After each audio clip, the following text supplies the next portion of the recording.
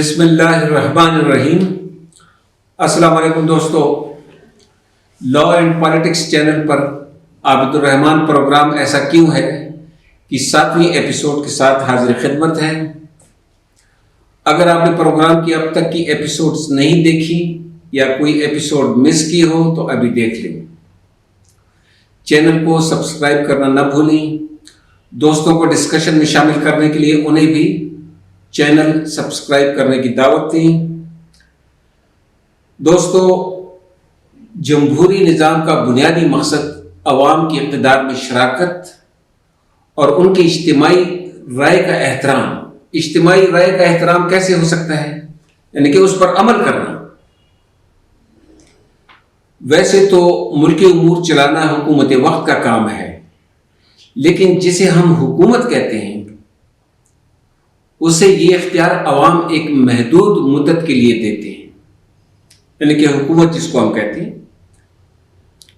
یہ اختیار عوام کی مرضی سے سونپا جاتا ہے، اور اصل میں یہ اختیار ہی کہ وہ کسی بھی شخص، گروپ یا سیاسی پارٹی کو کسی عرصے کے لیے مثلا 4 سال، 5 سال یا 6 سال تک امور سلطنت سونپتے ہیں، یہی عوام کی حکومت میں شمولیت کی ٹھوس اور واضح شکل ہے۔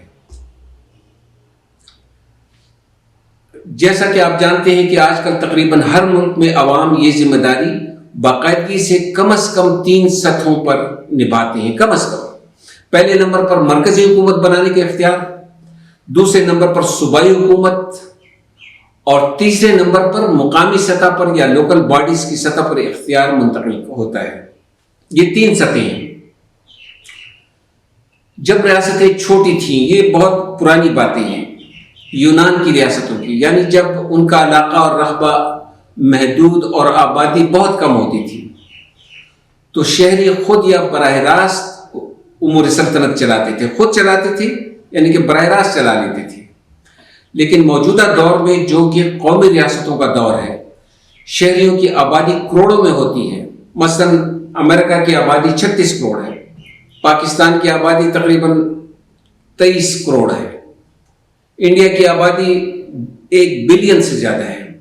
اب ایسا ممکن نہیں ہے، اس لیے اب نمائندہ جمہوریت ہی ممکن ہے، جس کو ہم انگریزی میں کہتے ہیں ریپرزینٹیٹیو ڈیموکریسی، ریپرزینٹیٹیو گورنمنٹ۔ اس مقصد کے لیے اب باقاعدہ سیاسی پارٹیاں بھی تشکیل پاتی ہیں، جو اپنا پروگرام اور منشور عوام کے سامنے الیکشن سے پہلے اور الیکشن مہم کے دوران سامنے رکھتی ہیں، عوام کے سامنے۔ الیکشن کے نتیجے میں منتخب ارکان عوامی نمائندے کہلاتے ہیں۔ ہم انہیں کہتے ہیں یہ عوامی نمائندے ہیں، اور جو عوام کے بہاف پر حکومتی امور چلاتے ہیں۔ یہ اس ایپیسوڈ کا مختصر تعارف تھا۔ اب سوال پیدا ہوتا ہے کہ وہ کیسی حکومت سازی ہوگی جس میں عوام کی کثیر تعداد کہتے ہیں پریڈومیننٹ میجورٹی، جو کہ ناخواندہ ہو، غیر تعلیم یافتہ ہو، یعنی کہ اور بہت سطحی شعور کی حامل ہو۔ اب شاید آج یہ سوال قدرے بے جا لگے، لیکن اگر آپ 40 سال پہلے چلے جائیں، 60 سال پہلے جائیں، 80 سال پیچھے چلے جائیں،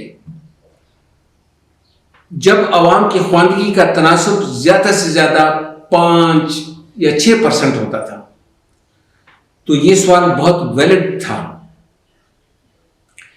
کہ کیسے ان شہریوں کو جو کہ بالکل ان پڑھ ہوں کو چند گنے چنے تعلیم یافتہ اور تجربہ کار شہریوں کی طرح ووٹ کا حق دے کر انہیں حکومت کے چناؤ میں شراکت دار بنایا جائے۔ اس کا منطقی نتیجہ کیا نکلنا تھا؟ یعنی کہ 2% پڑھے لکھے لوگ ہوتے تھے، 4%، 5%۔ اب جو باقی 98% یا 96% تھے، تو حکومت کن کی مرضی سے بن رہی تھی؟ 96% کی مرضی سے بننی تھی نا۔ اگرچہ اب یہ صورتحال نہیں رہی، کیونکہ اکثر ممالک میں خواندگی کا تناسب 80-90% اور بعض ممالک میں یہ 100% تک پہنچ چکا ہے۔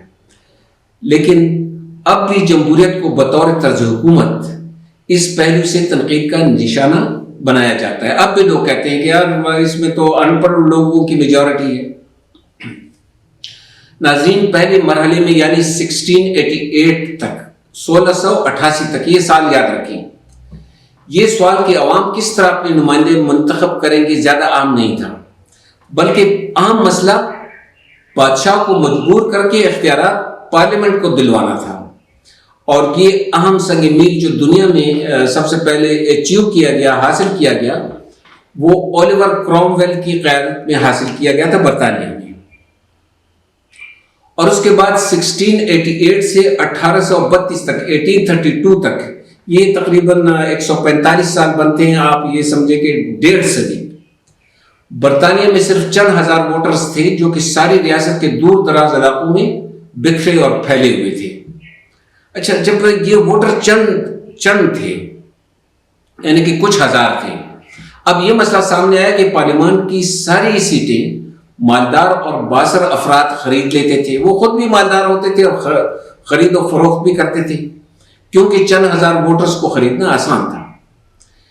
اس برائی پر قابو پانے کے لیے سیاسی دانشوروں اور قانونی ماہرین یعنی جس کو ہم جیورسٹ کہتے ہیں کی مدد سے برطانیہ میں 1832 سے 1928 تک، یہ پھر ایک اور 95 سال کا عرصہ بن جاتا ہے، یعنی کہ ایک اور صدی اس بات پہ گزر گئی، پہ در پہ اصلاحات نافذ ہوئی کہ کس طریقے سے یہ جو خرید و فروخت ہوتی ہے اس پر قابو پایا جائے اور ہاؤس آف کامنز کو زیادہ سے زیادہ نمائندہ ادارہ بنایا جا سکے۔ دوستو، یہاں یہ بات بتانی لازمی ہے کہ ووٹرز کی تعلیم یعنی کہ ان کے ان پڑھ اور تعلیم یافتہ ہونے کی بحث بہت بعد میں شروع ہوئی۔ اس سے پہلے جو ساری بحث تھی اس سوال کے گرد گھوم رہی تھی کہ کیا غریب اور بے زمین یعنی جس کی جائیداد نہ ہو اور جو ٹیکس بھی ادا نہ کرنے کے قابل نہیں تھا، انہیں اسی طرح ووٹ کا حق ملنا چاہیے جس طرح نوابوں کو ملتا ہے، جاگیرداروں کو ملتا ہے، ٹیکس دہندہ کو ملتا ہے اور صاحب ثروت لوگوں کو ملتا ہے۔ دوستو، ہم پروگرام ایسا کیوں ہے میں کھوج لگاتے ہیں، معلوم کرتے ہیں کہ وہ کیا وجوہات ہوتی تھیں جس کی وجہ سے کسی بھی دور میں کوئی خاص قانون بنتا ہے، کوئی مینٹلٹی ہوتی ہے، اور پھر سوچ میں لمبے عرصے کے بعد وہ کیا عوامل ہوتے ہیں جس سے عوامی شعور میں تبدیلی آتی ہے۔ اسی حساب سے غریب، بے زمین یا وہ شہری جو ٹیکس ادا نہیں کرتے تھے، ان کے ووٹ کے حق کی مخالفت صرف اس وجہ سے تھی کہ اختیار جو تھا یہ تو سارے کا سارا فیوڈل لارڈز یا نوابوں کے پاس تھا۔ ظاہر ہے نیچرلی وہ یہ نہیں چاہتے تھے کہ ایک دم جو ہے جو نوابوں کے پاس جو اختیار تھا تو وہ غریب غربا کو منتقل ہو جائے، اور اسی وجہ سے وہ کافی لمبے عرصے تک اس میں کامیاب رہے۔ انہوں نے غریبوں کو اس وجہ سے اس پلی پر، اس پریٹیکسٹ پر روکے رکھا کہ جی یہ تو صاحب جائیداد نہیں ہے، یہ ٹیکس ادا نہیں کرتے۔ تو یہ 4-5 اشروں تک جائیداد کی ملکیت کے نام پر عوام کو ووٹ کے حق سے محروم رکھا گیا۔ اس مرحلے پر ووٹر کی تعلیمی اہلیت کے متعلق بھی سوالات اٹھائے گئے کہ کیسے ایک تعلیم یافتہ اور ان پڑھ شخص ووٹ کاسٹ کرنے کے معاملے میں ایک ہو سکتے ہیں، یعنی کہ تعلیم یافتہ اور جو کہ تعلیم یافتہ ہے اور دوسرا غیر تعلیم یافتہ ہے۔ اچھا، اب اصل بات یہ ہے کہ عوامی شعور کیسے سامنے آیا۔ عوامی اور شہری مساوات کے حامیوں نے، ان کا نقطہ نظر یہ تھا کہ کیونکہ حکومت کی پالیسیاں اور اقدامات ہر شہری پر اثر انداز ہوتے ہیں، خواہ وہ صاحب جائیداد ہو نہ ہو، وہ تعلیم یافتہ ہو نہ ہو، وہ غیر تعلیم یافتہ کیوں نہ ہو، اس لیے ووٹ کا حق ہر شہری مرد اور عورت جس کی عمر 18 سال ہو کو ملنا چاہیے۔ انہی دانشوروں کا یہ موقف تھا کہ اگر عوام کی اس بڑے حصے، یعنی ایک بہت بڑا سیگمنٹ تھا جو کہ نہ تو صاحب جائیداد ہے اور نہ ہی تعلیم یافتہ ہے، اس زمانے کی بات ہے، کو اگر ووٹ کا حق نہ ملا تو ان کی حکومتی امور میں اور دوسرا کوئی طریقہ کار موجود نہیں ہے جس سے وہ اس میں شرکت کر سکے۔ اس طرح 1932 تک برطانیہ میں یہ بحث کہ ووٹر کو صاحب جائیداد ہونا چاہیے، ٹیکس دہندہ ہونا چاہیے، مرد ہونا چاہیے اور اسے تعلیم یافتہ بھی ہونا چاہیے، اختتام تک پہنچے، اور ہر شہری جس کی عمر 18 سال یا اس سے زائد ہو کو ووٹ کا قانونی حق دے دیا گیا 1832 میں 1832۔ ناظرین، آپ دیکھتے ہیں کہ اسی وجہ سے برطانوی پارلیمنٹ کے لوور چیمبر کو ایوان زیریں جس کو ہم کہتے ہیں وہ ہاؤس آف کامنز کہتے ہیں۔ کامنز کا کیا مطلب ہے؟ عوام، جسے دارالعوام کہتے ہیں، کیونکہ یہ تمام عوام کا نمائندہ ایوان ہے، تمام کے تمام جتنے عوام ہیں برطانیہ کے۔ چنانچہ برطانوی ہاؤس آف کامنز صحیح معنوں میں دارالعوام کہلاتا ہے کیونکہ یہ عوام کا ہاؤس ہے۔ اب صرف 18 سال تک کے وہ شہری ووٹ دینے کا حق نہیں رکھتے جو ذہنی طور پر بیمار ہوں، یعنی کہ فاتر العقل ہوں، سنگین جرائم میں سزا یافتہ ہوں، دیوالیہ ہوں یا کسی اور قانون کے تحت۔ دوستو، یہ بحث اب اختتام تک پہنچتی ہے۔ پروگرام میں ایک جگہ اشارتاً کہا گیا تھا کہ عورتیں یعنی کہ خواتین کو بھی کچھ عرصے ووٹ کے حق سے محروم رکھا گیا تھا، لیکن وقت کے ساتھ یہ ممکن نہ رہا کہ انہیں ووٹ کے حق سے محروم رکھا جا سکا۔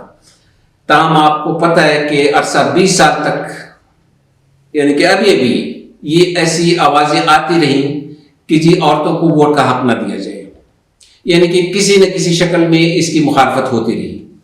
کوشش ہوگی کہ اگلے پروگرام میں خواتین کو ووٹ کا حق، یہ قیمتی حق جو ملا ہے، یہ کن مراحل سے گزر کر خواتین کو ملا ہے۔